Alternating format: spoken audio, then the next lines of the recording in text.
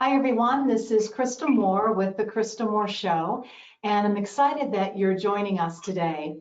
You know, we have a very timely topic, which I think makes all of this quite interesting. So typically, I'm interviewing business owners or business experts on ideas that are important to our success. And today really isn't different. I'm interviewing a CEO of a business, but the focus is definitely fitness and nutrition. So I am thrilled at this time of the season, especially with everything going on in the world, to have my friend and guest today. So I'd like to welcome Inez Sobczak, and she is the nutrition and fitness expert, obviously catching you right after your morning workout.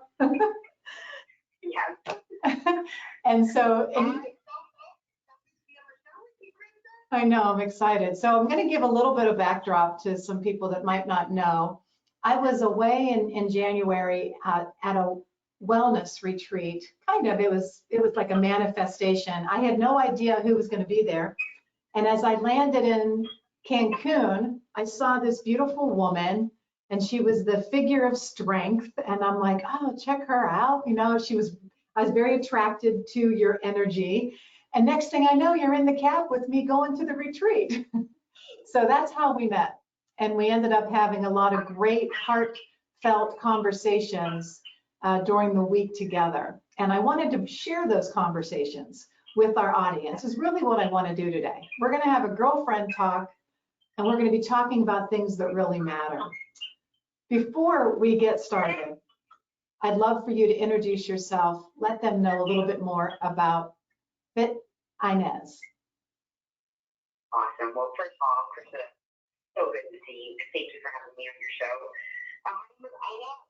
I own a company called Fitness, and the whole mission behind Fitness is to empower people with the gift of fitness and health. I do it in a lot of different ways, but mainly through nutrition and coaching. And so today I'm here really just to share a bit of how we can help you with whatever you're going through in terms of making healthier decisions. Yeah, that's awesome. So there's so much that we could talk about. And we had this conversation planned before the COVID-19. So it kind of changes things up a little bit because I think there's so many people today that are nervous, are stressed, have a little bit of anxiety setting in, and we don't want them to forget about their own health and wellness. And that's kind of just makes this whole topic rather timely. Oh, absolutely. It's a tumultuous time right now. And now more than ever, food is medicine. Exercise is the cure. So I'm so glad we're having this conversation because I think a lot of people need it. Well, so you said food is the medicine and exercise is the cure, and I love that, all right? So let's break that down a little bit because I want to divide it up into talking about first exercise, then nutrition, and then let's talk about that mindset and kind of that soulfulness because it's those three components that really make us who we are and make us well, so to speak. So why don't you start with exercise? I did see your gym is closed down, so you were doing some exercise routines in your living room this morning. Sure. Many around the country, gyms are closed, including apartment amenities, like your gym actually at your apartment building, or maybe the gym at work. So you have to think on your feet. And so now more than ever, we need a healthy coping mechanism. And so we're going to start to working out. And the reason why working out is so powerful right now is that we need something that is positive to help us deal with this anxiety that we have, this uncertainty that's like thumping in our heart. And there is no better way to deal with that unnerving pain at your heart than sweating a good one out. Yeah. And here's the thing, we all can move, from kids to the CEO to the grandmother, as long as she's in good health. So it's a good time to get the whole family together working out. And exercise is hugely important in keeping your immune system strong enough to combat anything, virus, disease, you name it. So now more than ever, we really do want to turn to working out. And one thing that I've been using to help a lot of people is giving them at-home workouts, really empowering them that you don't need the group fitness class. You don't need all the machines. What you need is just the willpower to say, you know what, this matters. Move a little bit because it's the only thing that's going to keep me alive besides what's going on right now. Well, it's that important. So I want to add to your Facebook page. I think is fabulous. Once I met you, then I started following you and sharing it with other people. But you're posting those things on a daily basis out there, which is awesome because for those of us that can't get that creative on what are the various workouts. But I want to ask you personally, when and why did exercise become such an important part of your life? Well, that's a great question. Exercise has always been something that's fundamental in my life. It started back when I was a kid. I always looked up to my dad and my aunt. My dad would go downstairs, work out in the basement, and I always wanted to be a part of that. I just thought it was so cool that he was downstairs lifting weights. And I remember when I was about 11 or 12, he pretty much taught me how to do it. And from there, the sky was the limit. I also remember my Aunt Leslie, she used to come to our house, and every day she would get up and put on her sneakers and go running. And I would ask her, Aunt Leslie, can I go running with you? And she was one of my first fitness inspirations. So I saw people in my life that were my family members who were role models of fitness that I really wanted to be like because it was my nearest example of doing something great. And in that moment, something great was working out with my dad in the basement or going on a run with my aunt. And from that, it really just grew into a passion into now my calling, where I wake up every day fired up to help people move, help people feel empowered that they have the ability to work out. Like, we get to do this. Not we have to. Yeah, and you have a background in business and business wellness coaching and corporate wellness coaching. Why don't you kind of fill us in on that as well? Sure. So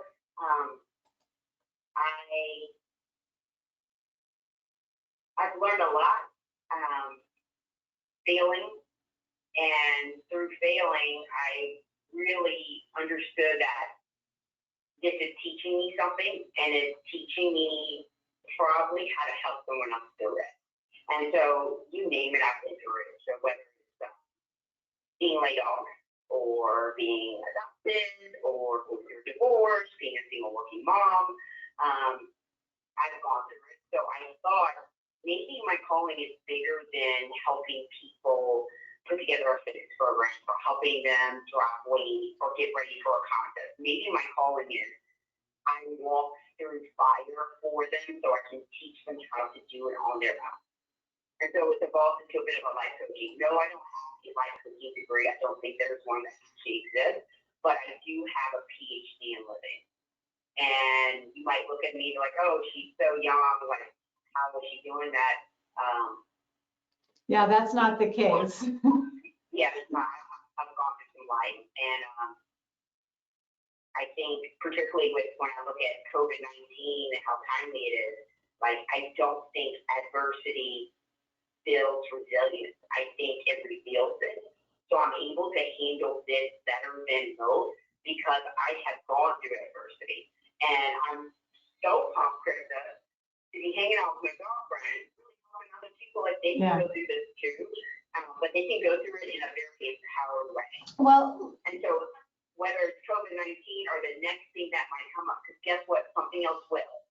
They will have the tools from people that have gone through it, that put together some type of education and training or, let's say, coaching. Yeah, and I think we called it earlier, it's almost a survival guide, but in a positive way, right? It's kind of like we need to take care of ourselves. That's the one thing that we have control over in what seems to be kind of an out of control environment today. So let's talk about that exercise piece for a moment. So as you know, I joined Orange Theory December 1st. And you were an Orange Theory coach for what, 6 years or 8 years? Yes. Yeah. 6 years. So one of the things that I loved about OT is I had the accountability piece built in, because if I booked my time to go, if I canceled or didn't show up, I had to pay them $12. And it's not that it was the money, it was just, look, I committed to going. I'm taking someone's spot because they only have limited space. I'm not going to not show, and I'm not going to cancel at the last minute without it being a legitimate excuse. So I loved that accountability. So they're closed down. And for many people on the phone that might, you know, go to a local YMCA or a local gym or get out and play pickleball. My pickleball court's closed down yesterday, so I can't even do that. But I need that personal accountability. What would you say to anybody out there on how they can start building a routine of exercise and accountability? I think that's a great question. I think the best thing to do is just to start. I think most people will get hung up on, I need to create a plan, or I need to hire a coach. And while they're doing all that, they're still not moving. So today, you go walking. You just start moving. I think that is the best first place to start, is just to start. If you thrive in an environment where accountability is present, like an Orange Theory class or a personal training environment, then you can create that even right now through social media. We are so lucky to be so connected to so many people. You could put the challenge out there. Hey, right now, while I'm doing my staycation, I want to work out every day. And so for the next 30 days, I'm going to post a picture of my completed workout, or the workout that I did for the day, to hold myself accountable, and I want you to hold me too. So to recap, the first place to start is just to start, is to move. And second, use your social media as your accountability coach when we are creating social distance in order to preserve lives. Yeah, and I think it's important to say too, the outdoors is not closed down. I mean, I know last night Eddie and I, we were talking about being kind of closed in the house all day because we're self-quarantined. I just came to the office for the show, and anybody else is coming after I leave. We're just being really careful, and that's another story. But we said, let's go for a walk, and just agreeing. I have a accountability partner, so to speak, and my husband, just to let's support each other in this effort to keep moving. And I think that's going to be helpful for families. Absolutely, and that's me thinking, Krista, like outside of what we're going through right now, as a fitness coach, I help people hit some big goals, like 50-pound weight loss, get ready for a wedding. And usually the first place that I ask them to start with their workout program is a walking program. Mm-hmm. I don't ask them to do sprints or go to Orange Theory or do box jumps. I actually ask them, hey, get up first thing in the morning and go walk outside. Yeah. That's it. And that is the first place that I have even my most elite athletes working. So walking is functional for everyone, and it's even outside of our current pandemic, it would be my go-to for most people. Yep, and it's one of my favorites, so I'm all for it. And it's interesting that you even said that. So that first day that we were going to walk down to see the sunrise, I thought to myself, when you asked me if I wanted to go, we were talking about walking. I'm thinking, oh man, she's probably going to run, and I'll just be taking and it's 5 miles, and I don't normally do 5 miles. I only do like maybe 2 or 3. And 5 miles was easy, and we walked it. And a little bit of a fast pace, but that was nice. Absolutely, that was our workout, and honestly, it was a really exciting day. Yeah. I mean, I really like every day that way. There's a little movement and conversation, and it just gets people getting outside and enjoying the fresh air and moving more.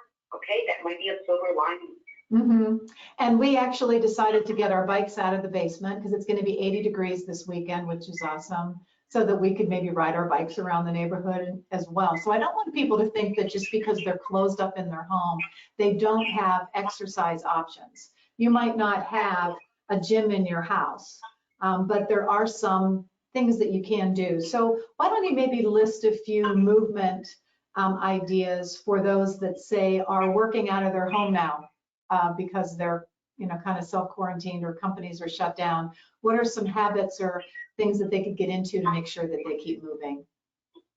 I think 3 exercises. The first one would be a squat. The reason why I choose a squat is that if you can sit on a toilet seat, you can do a squat because those are the basic mechanics. So, and a squat could be progressed in a million different ways.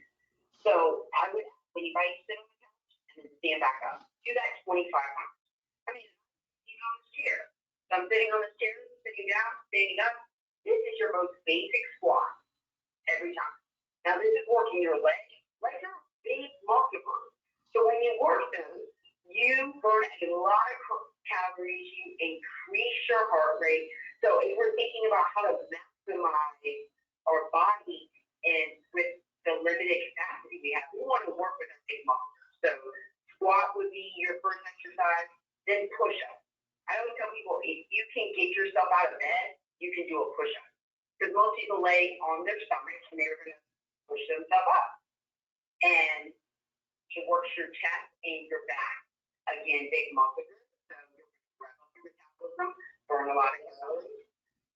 So you're going to get that maximum impact. And then I think last but not least, a sit-up. Same type of mechanics. Some people sleep on their back when they are resting. So when you come up, arms up, you just sit up. Those 3 things are functional movements that you do already.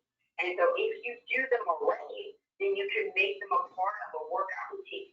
And pretty easy to remember. I get up off the couch, I get out of bed, I get out of bed again. Yeah, we had a question come in, Inez, where someone was wondering how important it is to get the right form when you're doing squats, because we've got some parents that are home schooling right now and want to keep their kids exercising. So they want to get their teens and their kids to be doing some things, and they worry about whether they're doing it wrong or not. What about form when it comes to having the right form for squats? I'm so glad that person brought up that question, because I think the worst thing than not working out is working out and doing it completely wrong.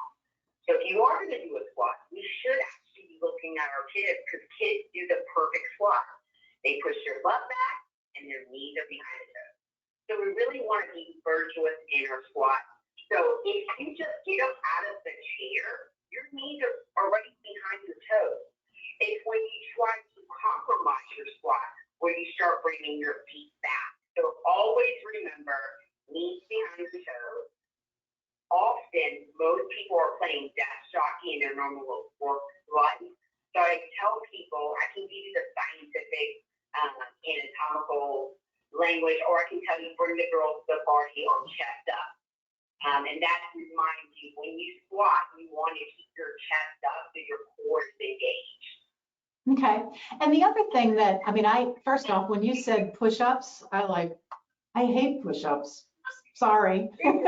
But I don't mind doing planks. And I would think that, kind of getting into a plank routine would be good as well. What do you think about planks? I think plank is fine. If you really think about it, debunk some of these myths around exercise or like favoritism. Is that a plank is nothing but a hold-up push-up. That's all it is. Mm-hmm. Especially when you do your plank right underneath your shoulder. So you could do a plank, you could do a push-up. The reason why you want a push-up is that it's going to burn more nutrition moving through it, and you're engaging more muscles. When you're doing a plank, you're going to engage more core muscles. You're not going to engage as much as your chest and your back as you would if you're doing a push-up. Okay. So the other thing that I heard you say at the beginning is what's important is to just start. And then maybe I'd add that don't start, or because don't make up excuses for not starting, right? So if you're not sure what to do a little bit of research, go to the Facebook page, see the variety of workouts that are available. And you also talked about just doing simple things like walking is great in itself. He would bounce up. Literally, when I say start walking today, Yes. like we all can walk. If you can't get outside because it's cold, it's wet, or you have limitations, like maybe you have a 2-year-old and you can't leave the house, then you just march in place. You just move within the space that you have. But we all can walk. It's the most functional thing. All the exercises that I mentioned today were all things that we're normally doing. We're just going to do them a little bit more purposefully. Mm-hmm. And maybe just cutting out, what do you say, 20, 30 minutes a day for that movement? 20 minutes. And I would do it for 14 days straight. Literally, you have the ability now to have a little calendar, accountability partner on Facebook. And once you get to 14 days, you know what you're going to do? You're going to add 5 more minutes on it. And then now you're up to 25 minutes. And then you're carving out not only the habit of walking or doing that particular workout, you're actually now increasing your conditioning. And so once you've done something for 14 days, your conditioning gets better. So you can actually go to a place where you can do it longer and probably better. Got it. And you're doing it in a very safe, sustainable way. So the last thing I want to ask you to do right now is, like, if you haven't been running outside, don't go running outside. Start with walking, build a good base so you can grow. The last thing that we want for someone to do right now is to get injured. Now you're injured. You can't leave the house. Like, no point. No bueno. The other thing we talked about, the other thing we talked about how important nutrition was. I see you chugging your water and just keeping yourself hydrated. But nutrition and food, and we want to be able to bulletproof our immune system. And I'd like to hear from you, an expert on this, at this time when we want to make sure that our immune system is as healthy as it can be. What are some things that we can take action on right away? I think adopting the mindset that food is medicine is the game changer, North Star, that I want everybody to walk away from this conversation with. And what that means is that the way that you're feeling yourself will either allow disease or it will fight it. So if you're eating a lot of processed food, it will create a lot of acid in your body, which will then suppress your immune system, which will allow you to be more susceptible in getting sick. Because right now, we need everything that we can to not get sick. And not only for ourselves, but like I'm a mom. Like I need to be well for myself. There's not only putting my mask on, but there's also realizing that I got a little human that is expecting for me to be well. So I'm really diligent about making sure that I first lead by example before I coach anybody else. So all the food that I eat personally is high alkaline. So what that means is I'm having a lot of food that when we think of the pH scale, and this might be something completely foreign to most people, but your body has a pH scale. And what we're trying to do when we're fighting off disease is fighting off acid in the body. Well, if you think about the fire acid, and acid is the fire, salinity would be the water to drain it out. So you want foods that are high alkaline, and that's like green veggies, like kale, spinach. You want healthy fats like almonds, a lot of water. You can get water that's alkaline water. But those are the ways that you want to use food as medicine to fight off disease, to make sure that you are living your best life. Yeah, and I remember your advice to me and how much you enjoy and love your green shake first thing in the morning. So I definitely want you to talk about that. And then when you think about, there was something else that you said that really caught my attention, and it had to do with diet and nutrition. And instead of thinking of eating healthy, you said something about selective eating. First, you have to have selective eating if you want to lose weight and get fit. Then you can eat healthy. So those two things I wanted you to dive into, the green shakes and how that all works for you, and also what you mean by being selective in your nutrition. Sure. So we'll start off with the selection first. So when I'm working with clients, I let them know that the mentality that they want to think about is that they no longer are eating healthy because that's not going to cut it. And our new goal is that we need to eat specifically to reach our goal. So what that means is rather than kind of winging it every day and choosing just healthy food, we have to follow a specific plan to reach a specific goal. So that's one area of what I do as a coach. If we translate that to everyone that's listening today, hey, we can't just wing it anymore with eating. We have to eat specifically. And what's the new goal? To fight off disease. And so we really have to eat specifically to use food as medicine. One way we can do that is by really relying on greens that are high antioxidants, and the green powder drink that Krista is referring to is pretty much the food industry has made it a no-brainer to stay healthy and fit. Like you have to really try hard not to be healthy and fit because they have packaged everything in such a way where you can bring things on the road or you can get them at a 7-Eleven or Walmart. One of those things is pressed green powder. It's literally 2 cups of the best green veggies pressed down into a powder that you can put into a water. And then you drink it first thing in the morning. Why?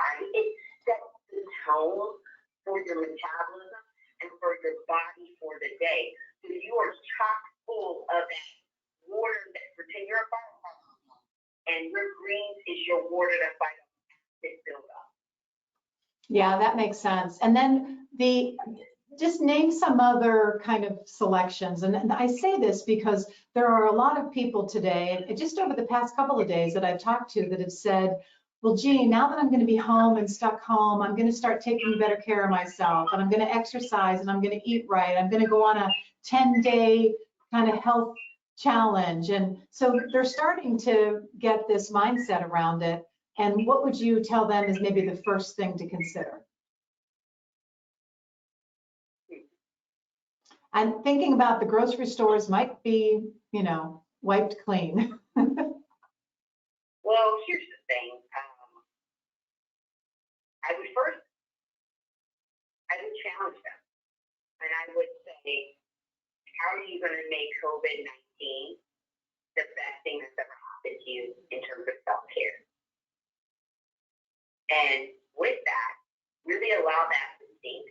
Because if you really put that helmet on and you go after any new thing you're going to tackle at home for these next couple weeks, then you're going to approach it with a better intention. Mm-hmm. And I think with like the grocery shopping piece, your first step is like, okay, right now, most of us are ordering online or we're going to the store but being very careful about social distancing in light of everything. So I would stock up on alkaline foods, and those I would go get broccoli, kale, spinach, eggs, almonds, a lot of water, that green powder is in a Trader Joe's, and in Whole Foods, in most places you can get. And I would stock up on those things so you can use this staycation to really alkalize your body and create these habits that are going to allow you to be effective. So even when this happens, when I say this current crisis happens, you would have the bulletproof immune system through your eating choices already set up through your habits that you created. Well, and it's new habits. It's also something that you said at the beginning about watching your father and watching your aunt. We could be great examples for our children that we're spending a lot more time with because they're home with us, right? In terms of healthy eating and activity. In the short time that we have left, Inez, I wanted to ask you about mindset and just some general thoughts on that when it comes to body image, when it comes to kind of your soulful spirituality component, and having that positive mindset that helps you kind of with your overall wellness.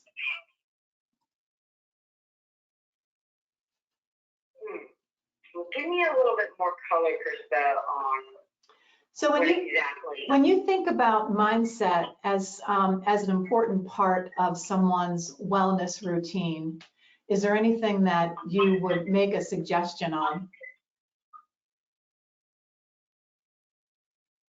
Well, I would think that the best place to start is really focusing on who you want to become as opposed to what number you want to achieve.